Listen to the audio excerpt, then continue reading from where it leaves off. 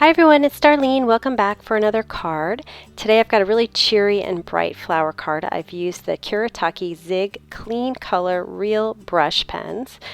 Here's the container. I bought the 12 pack and I did a review / tutorial on how to use these if you haven't checked that video out yet.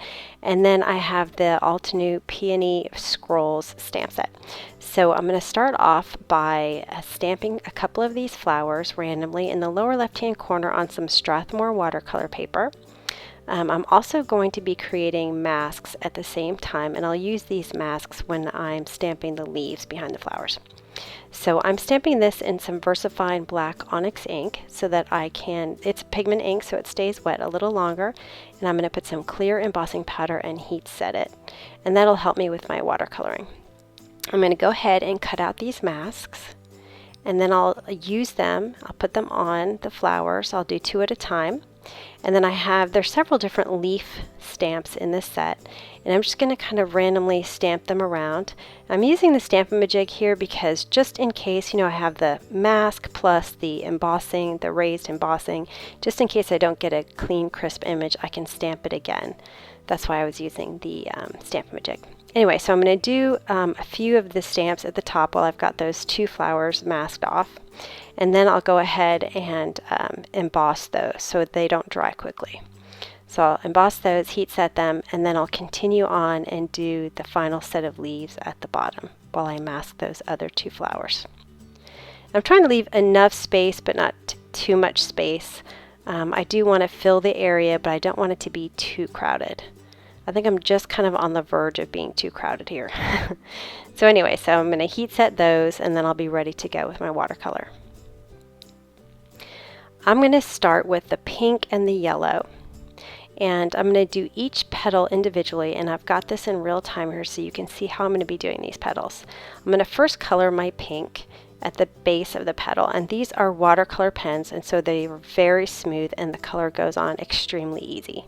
And then I'll take the yellow, and I'm actually using this as a blender as well. So my yellow will be all at the top, and I'll make sure I get it all nice and covered.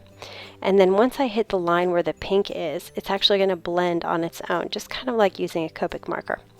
Now you want to make sure that you have something to wipe off your pen with. I started with a tissue, but really honestly it works better on a piece of paper. So I'm going to grab a piece of paper in a second here. But once I get some red or pink on my yellow brush, and I'm ready to go back into the yellow area, it's important to clean off the brush. And all you have to do is just draw a little bit on a piece of paper, and the colored ink, the pink / red or whatever that is, will come off your pen and it'll be yellow again. And so I'm going to do this for every single one of these petals, and it actually did take me quite a while to do this because I really did take my time. I did the leaves with a little different technique, and I'll show you that in a little bit. But one of the things you want to remember here is cover your entire area with yellow first before you start diving into the pink. Because once you get it on your brush, you cannot go back to the yellow. And that takes a little bit of practice. So even if you just dip it just a tiny bit into the pink, you're going to have some pink on your brush, and you don't want to go back to that yellow area. Now, I did have some pink at the bottom. It turned out that the yellow made the pink a red color, and I really liked that. So I went ahead and made sure that I covered the pink all the way to the bottom so that it all became sort of a red, but it did have a little bit of a pink hue. Now you'll see I've really sped this up quite a bit because I'm using the same exact technique I just showed you for all of these petals individually. And you can see that you can color them all at once. So I'm doing all the pink at once, and then I'm doing all the yellow at once. The pink does not dry. Well, if it does dry, it gets reactivated once you use the yellow pen. Now these pens have a lot of water in them, so they blend just beautifully, and I love how these work, and I think these are really great for beginners if you're just getting into watercoloring. Now I decided after these first 2 flowers I was going to try a different technique on the next flower, and so I put my pink on an acrylic block. I'm going to pick it up with the yellow, so I'm just going to dip it in there, and I'll get some pink on my brush, which is fine, and I'll start at the base and I'll color, and then as I move out toward the edge of the petal, it's going to become more and more yellow until by the time I get to the end it's all yellow. And I really liked the way this looked. It's a really nice, smooth transition of color. But the one thing I did not like is that I didn't get the really super brightness of the pink at the base of the petal. It sort of was a little muted. So what I decided to do was go back to the original way I was doing this. So I went ahead and added some pink. You can always add more color. I blended that with the yellow, and then I carried on the rest of my flower with the same technique I was using on the first two flowers. So I'm just going to speed this up through the next two flowers, and then I'll be back for the leaves.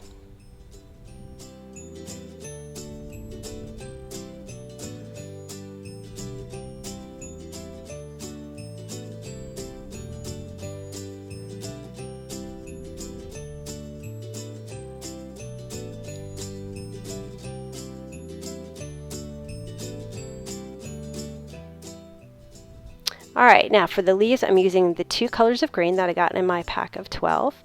And I'm going to color the veins of the leaf in the dark, and then I'm going to color the rest of the leaf, but not touching the dark, with the lighter green. And then I'm just going to tap on it with my aqua painter and just introduce a little bit of water.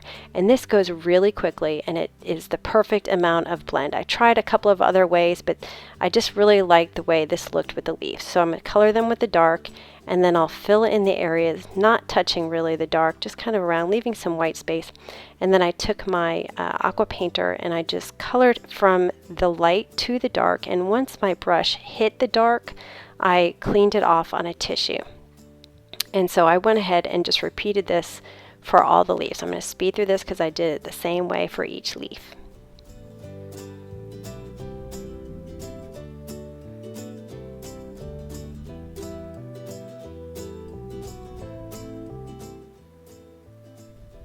All right, now for the background, I'm going to take some of that lighter green. I put it on my craft mat, and I'm picking it up a little bit with my aqua painter, and I just kind of wanted a hint of green behind the flowers and the leaves, just so it wasn't stark white behind there. Now you have to be really careful, because if you put any water at all on the yellow pink flowers, it will come off and get on the background. And actually, after I picked up from my craft mat for a little bit, I found that it was just as easy to tap the leaves with my brush and get some green on my brush that way, and then put it into the background. Alright, so after that was done, I decided I wanted a few more stems, and so I took the black marker that came with this set, and it drew such a beautiful fine line, and then I filled it in and blended it a little bit with the green, the dark green, and then I went over the stems that came with some of the leaf stamps to make them green. I just missed a few here, so I'm just adding them, black and then green. And that's pretty much it for the flowers. Now I've got this sentiment from the Bejeweled set by Altenew. I'm going to use my Misty. I'm going to line it up there at the bottom, and then I'll close the lid. I've got my grid sheet that I've printed out on transparency so that I can get them lined up. I'll close the lid, and I'm going to ink it up with some VersaFine Black Onyx ink again. And then when I stamp, it'll come out just even at the bottom. And then also, I actually trimmed this down by 1/8 of an inch, and I'm going to adhere this to a 4 1/4 by 5 1/2 inch folded note card by Hero Arts, which is black on the outside and white on the inside. And you can see how that 1/8 of an inch is on the top and the left, but not on the bottom and the right. And I just did that just to have a little bit something different. So anyway, that's the card for today. If you missed the tutorial on how to use these markers, you can go back and watch them. And I hope you enjoyed it. Thanks for watching.